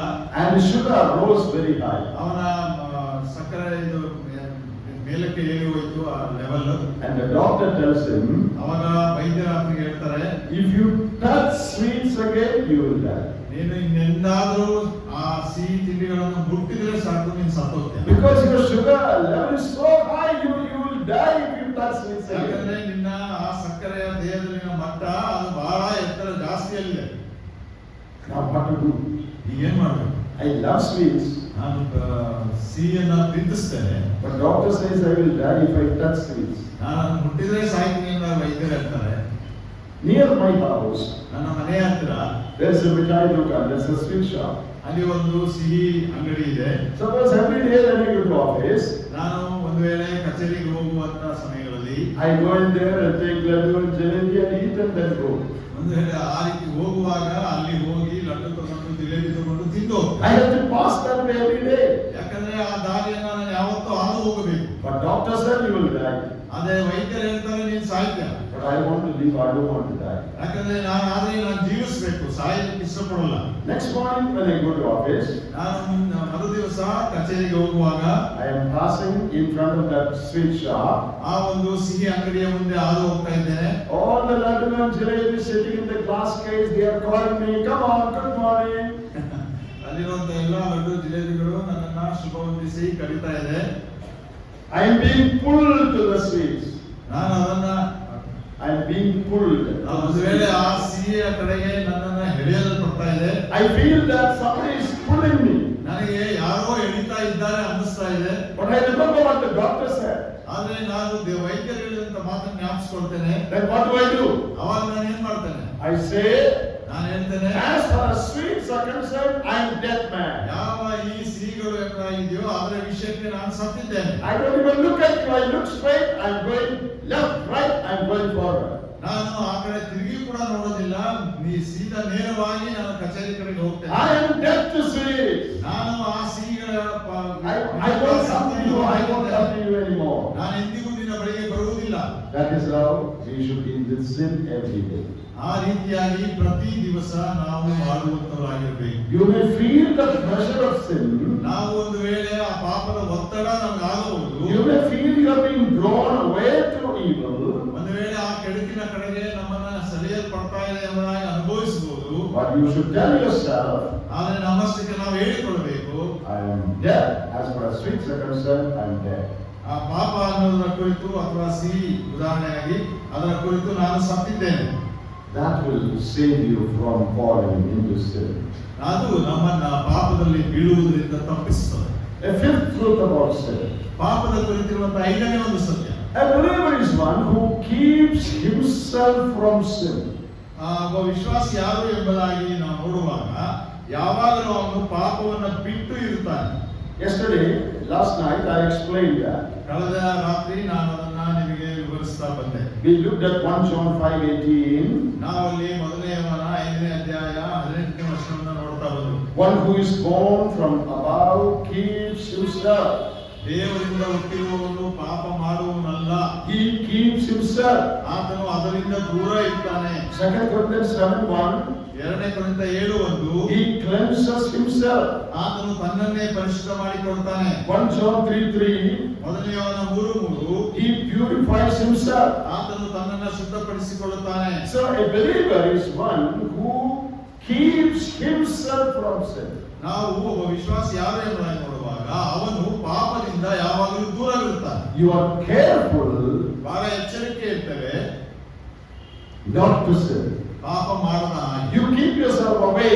ನಾವು ನಮ್ಮನ್ನೇ ಪಾಪದಿಂದ ದೂರ ಇರಿಸಿಕೊಳ್ತೇವೆ. No, God keeping us is one thing. ನಮ್ಮನ್ನ ದೇವರು ಪಾಪದಿಂದ ದೂರ ಇಡುವುದು ಒಂದು ವಿಷಯ. But we keep ourselves is a different thing. ನಾವು ನಮ್ಮನ್ನ ಪಾಪದಿಂದ ದೂರ ಇಟ್ಟುಕೊಳ್ಳುವಂತದ್ದು ಇನ್ನೊಂದು ವಿಷಯ. I already explained that last night. ಅದನ್ನ ಕಳೆದ ರಾತ್ರಿ ನಾನು ಈಗಾಗಲೇ ವಿವರಿಸಿದ್ದೇನೆ. We have a responsibility. ನಮಗೊಂದು ಜವಾಬ್ದಾರಿ ಇದೆ. You know, in the Sermon on the Mount, Jesus said, ಅಲ್ಲಿ ಪರ್ವತಗಳ ಪ್ರಸಂಗದಲ್ಲಿ ಕರ್ತನಾದ ಯೇಸು ಕ್ರಿಸ್ತನು ಹೇಳ್ತಾನೆ, if your right hand offend you, cut it off. ಒಂದು ವೇಳೆ ನಿನ್ನ ಬಲಗೈ ನಿನ್ನನ್ನು ಪಾಪದಲ್ಲಿ ಸಿಕ್ಕಿಸುವುದಾದರೆ If your right eye offend you, pluck it out. ಒಂದು ವೇಳೆ ನಿನ್ನ ಬಲಗಣ್ಣು ಪಾಪದಲ್ಲಿ ಸಿಕ್ಕಿಸುವುದಾದರೆ ಅದನ್ನು ಕಿತ್ತು ಬಿಸಾಡು. What does that mean? ಅದರ ಅರ್ಥವೇನು? You should take drastic action against anything that leads you to sin. ಯಾವುದೇ ವಿಷಯ ನಿನ್ನನ್ನು ಪಾಪದ ಕಡೆಗೆ ನಡೆಸುವುದಾದರೆ ಅದರ ವಿರುದ್ಧ ಬಹಳ ಕಠಿಣವಾದಂತಹ ಕ್ರಮವನ್ನ ತೆಗೆದುಕೊಳ್ಳಬೇಕು. If my friendship with that person is leading me to sin, ಒಂದು ವೇಳೆ ನನ್ನ ಸ್ನೇಹ ಆ ವ್ಯಕ್ತಿಯೊಂದಿಗೆ ನನ್ನನ್ನು ಪಾಪದಲ್ಲಿ ನಡೆಸುವುದಾದರೆ cut off that friendship. ಆ ಒಂದು ಸ್ನೇಹವನ್ನ ನೀನು ಕಡಿದು ಹಾಕು. If my watching this program on TV is leading me to sin, ಒಂದು ವೇಳೆ ಈ ದೂರದರ್ಶನದಲ್ಲಿ ಈ ಒಂದು ಕಾರ್ಯಕ್ರಮವನ್ನು ನೋಡುವಂತದ್ದು ನನ್ನನ್ನು ಪಾಪದಲ್ಲಿ ನಡೆಸುವುದಾದರೆ stop watching that. ಅದನ್ನು ನೋಡುವುದನ್ನು ನಿಲ್ಲಿಸು. If my going to that house leads me to sin, ಒಂದು ವೇಳೆ ಆ ಮನೆಗೆ ಹೋಗುವಂತದ್ದು ನನ್ನನ್ನು ಪಾಪದಲ್ಲಿ ನಡೆಸುವುದಾದರೆ stop going there. ಅಲ್ಲಿ ಹೋಗುವಂತದ್ದನ್ನ ನಿಲ್ಲಿಸು. You keep yourself. ನೀವು ನಿಮ್ಮನ್ನೇ ಕಾಪಾಡಿಕೊಳ್ಳ್ರಿ. You have to do something about it. ನೀವು ಅದರ ಕುರಿತು ಏನಾದರೂ ಮಾಡಲೇಬೇಕು. We should take drastic action against anything that leads you to sin. ಆ ರೀತಿಯಾಗಿ ನಾವು ಯಾವುದೇ ಸಂಗತಿ ನಮ್ಮನ್ನ ಪಾಪದಲ್ಲಿ ನಡೆಸುವುದಾದರೆ ನಾವು ಕಠಿಣವಾದಂತಹ ಮಾರ್ಗವನ್ನ ಆಯ್ದುಕೊಳ್ಳಬೇಕು. A sixth truth about believer and sin. ಆರನೇ ಒಂದು ಸತ್ಯ ವಿಶ್ವಾಸಿ ಮತ್ತು ಪಾಪದ ಕುರಿತು. A believer is one who acts as a restrainer of sin. That means controller of sin. You should apply brake to the flow of sin. ಅಂದ್ರೆ ಒಬ್ಬ ವಿಶ್ವಾಸಿ ಯಾರು ಎಂಬುದಾಗಿ ನೋಡುವಾಗ ಆ ವಿಶ್ವಾಸಿ ಪಾಪವನ್ನ ತಡೆಗಟ್ಟುವಂತವನಾಗಿರ್ತಾನೆ ಅಥವಾ ಪಾಪ ನಮ್ಮನ್ನ ಹೊಂಚು ಹಾಕುವಾಗ ಅದನ್ನ ನಿಯಂತ್ರಣದಲ್ಲಿ ಇರುವಂತ ವ್ಯಕ್ತಿಯಾಗಿರ್ತಾನೆ. Matthew chapter 5 verse 13. ಮತ್ತಾಯ ಸುವಾರ್ತೆ 5ನೇ ಅಧ್ಯಾಯ 13ನೇ ವಚನ. You are the salt of the earth, and there it also says you are the light of the world. ನಾವಲ್ಲಿ ನೋಡ್ತೇವೆ 5:13 ನೀವು ಲೋಕಕ್ಕೆ ಭೂಮಿಗೆ ಉಪ್ಪಾಗಿದ್ದೀರಿ. ಅದೇ ಸಮಯದಲ್ಲಿ 14ನೇ ವಚನ ನೀವು ಲೋಕಕ್ಕೆ ಬೆಳಕಾಗಿದ್ದೀರಿ. What is the work of salt? ಒಂದು ವೇಳೆ ಆ ಉಪ್ಪಿನ ಒಂದು ಜವಾಬ್ದಾರಿ ಅಥವಾ ಕೆಲಸವೇನು? It prevents things from putrefaction, from decay. ಒಂದು ವೇಳೆ ಕೊಳೆಯುವ ಅವಸ್ಥೆಯನ್ನ ಆ ಉಪ್ಪು ಅನ್ನುವಂಥದ್ದು ತಪ್ಪಿಸ್ತದೆ. You know, fish and meat we put in salt so that it will not decay. ಒಂದು ವೇಳೆ ಹಸಿ ಮೀನು ಮತ್ತು ಮಾಂಸವನ್ನ ನಾವು ಉಪ್ಪಿನಲ್ಲಿ ಹಾಕಿ ಬೆರೆಸಿ ಇಡ್ತೇವೆ, ಯಾಕಂದ್ರೆ ಅವೆರಡು ವಸ್ತುಗಳು ಕೊಳೆಯಬಾರದು. Light brings dark in the midst of darkness. Light shines. ಒಂದು ವೇಳೆ ಕತ್ತಲೆಯ ಮಧ್ಯದಲ್ಲಿ ಬೆಳಕು ಅನ್ನುವಂಥದ್ದು ಹೊಳೆಯುತ್ತದೆ. It dispels darkness. ಅದು ಕತ್ತಲೆಯನ್ನು ದೂರ ಮಾಡುತ್ತದೆ. It stops darkness. ಅದು ಕತ್ತಲೆಯನ್ನು ತಡೆ ಹಿಡಿಯುತ್ತದೆ. That is our role. ಅದು ನಮ್ಮ ಪಾತ್ರವಾಗಿದೆ. I told you about bride in the government office. ನಾವು ನಾನು ಹೇಳ್ತಾ ಬಂದೆ ಸರ್ಕಾರಿ ಕಚೇರಿಗಳಲ್ಲಿ ಲಂಚ ಇದೆ ಎಂಬುದಾಗಿ. You cannot stop it everywhere. ನೀವು ಅದನ್ನ ಎಲ್ಲಾ ಕಡೆ ನಿಲ್ಲಿಸಲಿಕ್ಕೆ ಸಾಧ್ಯ ಇಲ್ಲ. But in your context, ಆದ್ರೆ ನಿನ್ನ ಜೊತೆ ಇರುವಂತವರ ಮಧ್ಯದಲ್ಲಿ you can control it. ಅದನ್ನ ನಾವು ಕಮ್ಮಿ ಮಾಡಬಹುದು ಅಥವಾ ಇಲ್ಲದಾಗಿ ಮಾಡಬಹುದು. So we are controllers of sin in this world. ಅದನ್ನು ನಾವು ನಿಯಂತ್ರಿಸುವಂತವರಾಗಿರ್ತೇವೆ. We are like policemen. ನಾವು ಒಂದು ವೇಳೆ ಆರಕ್ಷಕರವರ ಹಾಗೆ Controlling. ನಾವು ನಿಯಂತ್ರಣದಲ್ಲಿರುವಂತದ್ದು ತಪ್ಪು ಸಂಗತಿಗಳನ್ನು. But the policeman starts stealing. ಒಂದು ವೇಳೆ ಅದೇ ಒಬ್ಬ ಪೊಲೀಸು ಕದಿಯಲಿಕ್ಕೆ ಶುರು ಮಾಡಿದ್ರೆ, If believers start sinning, ಒಂದು ವೇಳೆ ಅದೇ ವಿಶ್ವಾಸಿ ಪಾಪ ಮಾಡಲಿಕ್ಕೆ ಶುರು ಮಾಡಿದ್ರೆ, your job is to stop sinning. ನಮ್ಮ ಜವಾಬ್ದಾರಿ ಏನಂದ್ರೆ ಪಾಪವನ್ನ ತಡೆ ಹಿಡಿಬೇಕು. Wherever God has placed us, ನಮ್ಮನ್ನ ದೇವರು ಎಲ್ಲೆಲ್ಲಿ ಇರಿಸಿದ್ದಾನೋ shed the light of purity. ಆ ಒಂದು ಪರಿಶುದ್ಧತೆಯ ಬೆಳಕನ್ನ ನಾವು ಹೊರಹೊಮ್ಮಿಸುವಾಗಬೇಕು. But if we start sinning, ಆದ್ರೆ ನಾವೇ ಪಾಪ ಮಾಡ್ಲಿಕ್ಕೆ ಶುರು if we ಮಾಡಿದ್ರೆ, tell lies, ನಾವೇ ಸುಳ್ಳು ಹೇಳಿದ್ರೆ, if we take bribes, ನಾವೇ ಲಂಚ if ತೆಗೆದುಕೊಂಡ್ರೆ, we cheat others, ನಾವು ಬೇರೆಯವರಿಗೆ ಮೋಸ ಮಾಡಿದ್ರೆ, then there is no hope for the world.